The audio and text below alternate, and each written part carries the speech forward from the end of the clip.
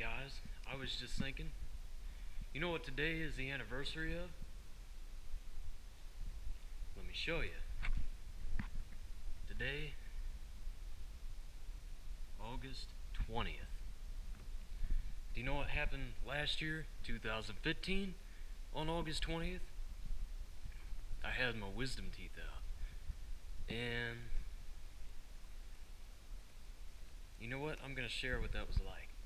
Well, honestly, for about a whole week I was thinking I was going to die, right? Thought I was going to die, you know.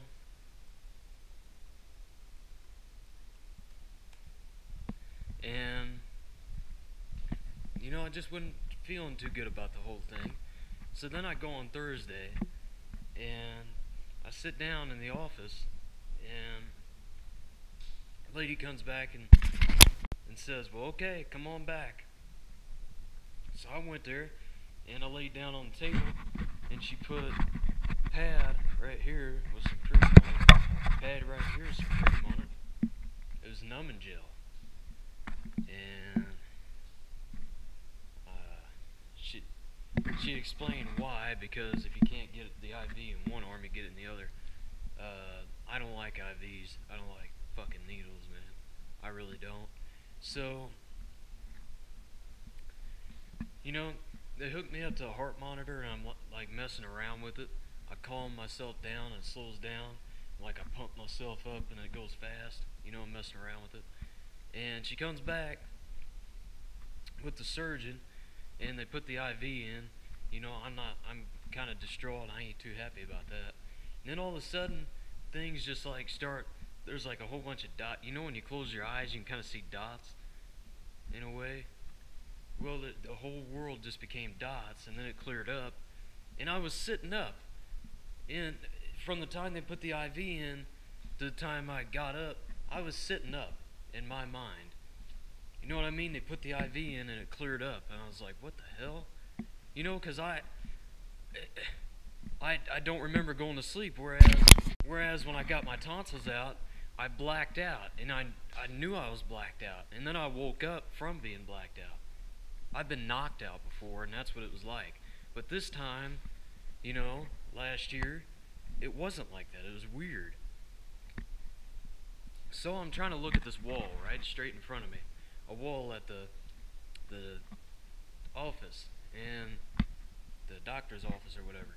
And I can't focus on it, right? I can't quite clear my vision in on it. And I start trying to talk, and I notice I'm slurring my words. I tried telling the nurse, I said, I feel normal. You know, people have been telling me that as soon as I wake up, I'm going to, like, act stupid and stuff. I feel completely normal, you know what I mean? I feel normal. I'm normal. I feel normal. I just kind of kept saying that over and over. That's all I was thinking about the whole week is when I wake up, and am I gonna be normal, or am I gonna be out of it? So I kept saying that and saying that, and I felt pretty normal, you know.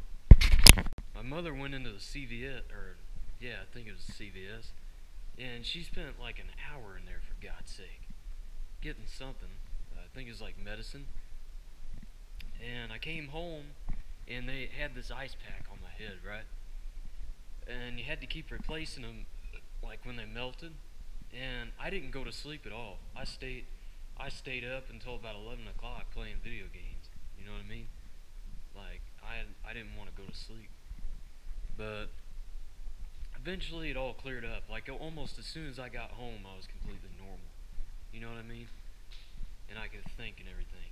But I didn't eat anything for the first 2 days either. I did not eat a single bite of food for the first 2 days.